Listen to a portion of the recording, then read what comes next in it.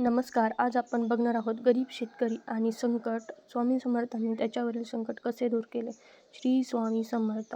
अक्कलकोट निवासी दयाघना भक्तवत्सल्य श्री स्वामी समर्थ महाराजांना कोटी कोटी प्रणाम. मित्रांनो, आज आपण ऐकणार आहोत अशी एक चमत्कारिक कथा जी ऐकल्यानंतर तुमच्या मनातील भीती नाहीशी होईल आणि स्वामींवरील विश्वास अधिक दृढ होईल.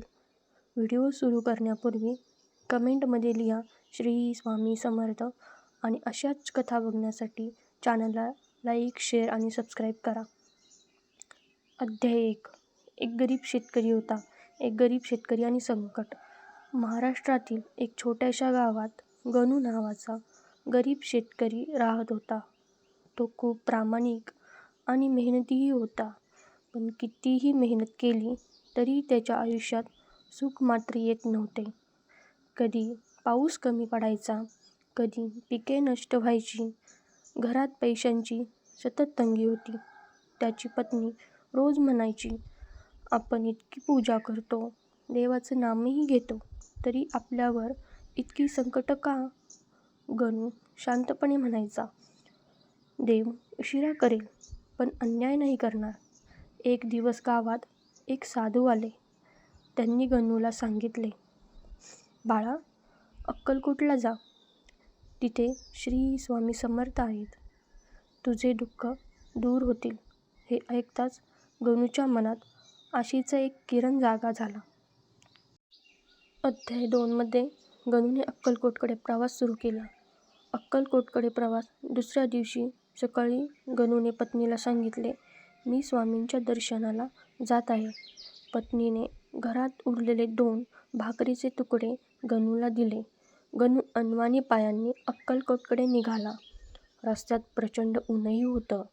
पोटात भूक, डोळ्यांत अश्रू, पण ओठावरती एकच नाम होतं, श्री स्वामी समर्थ, श्री स्वामी समर्थ. रात्र झाली. गणू एका झाडाखाली झोपला होता. तेवढ्यात त्याला एक स्वप्न पडलं. एक तेजस्वी पुरुष त्याच्या समोर उभे होते. ते म्हणाले, भिवू नकोस, मी तुझ्या पाठीशी आहे. गणू घाबरून उठला. त्याच्या डोळ्यांत पाणी आलं. त्याला जाणवलं, हे साधं स्वप्न नव्हतं. स्वतः स्वामींनी त्याला दर्शन दिलं होतं. अध्याय 3 मध्ये स्वामींचे प्रथम दर्शन. प्रथम दर्शन. 2 दिवसांच्या प्रवासानंतर गणू अक्कलकोटला पोहोचला. सर्वत्र श्री स्वामी समर्थ यांचा गजर चालू होता.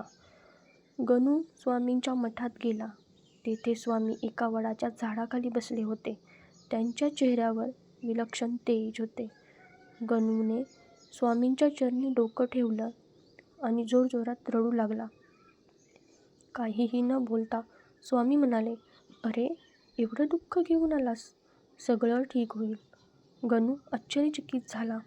त्याने काहीही सांगितले नव्हते. स्वामींपुढे म्हणाले, तुझ्या घरात अन्नाची कमी आहे, शेत कोरडं आहे, पण विश्वास सोडू नकोस. गणूच्या अंगावरती शहारे आले. त्याला खात्री पडली, स्वामी सर्व जाणतात. अध्याय 4 मध्ये स्वामींचा चमत्कार. गणू काही दिवस अक्कलकोटमध्येच राहिला. तो रोज स्वामींची सेवा करू लागला.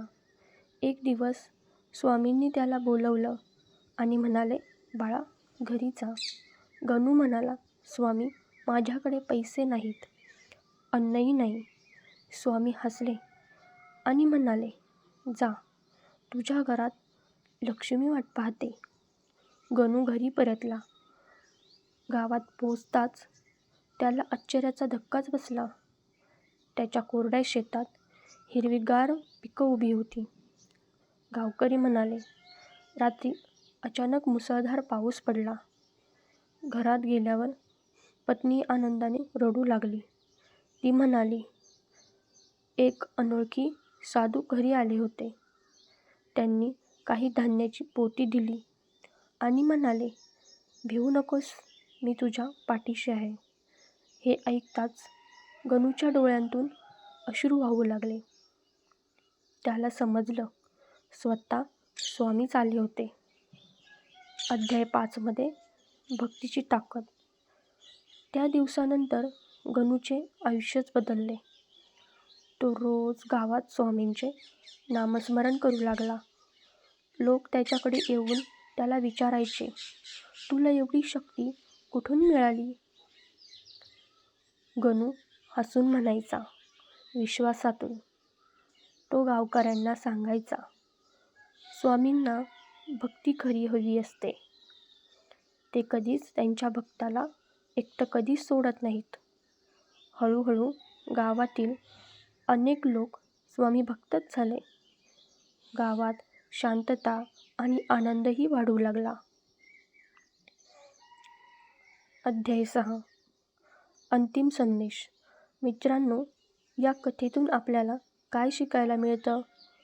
की संकट प्रत्येकाच्याच आयुष्यात येतात, पण जो व्यक्ती श्रद्धा आणि विश्वास सोडत नाही, त्याच्या पाठीशी स्वामी कायम उभे असतात. कधी कधी देव आपली परीक्षाच घेत असतो, पण भक्ताला तो कधीच सोडत नाही. म्हणून नेहमी लक्षात ठेवा, स्वामींवर विश्वास ठेवा, चांगले कर्म करा आणि नामस्मरण कधीच सोडू नका.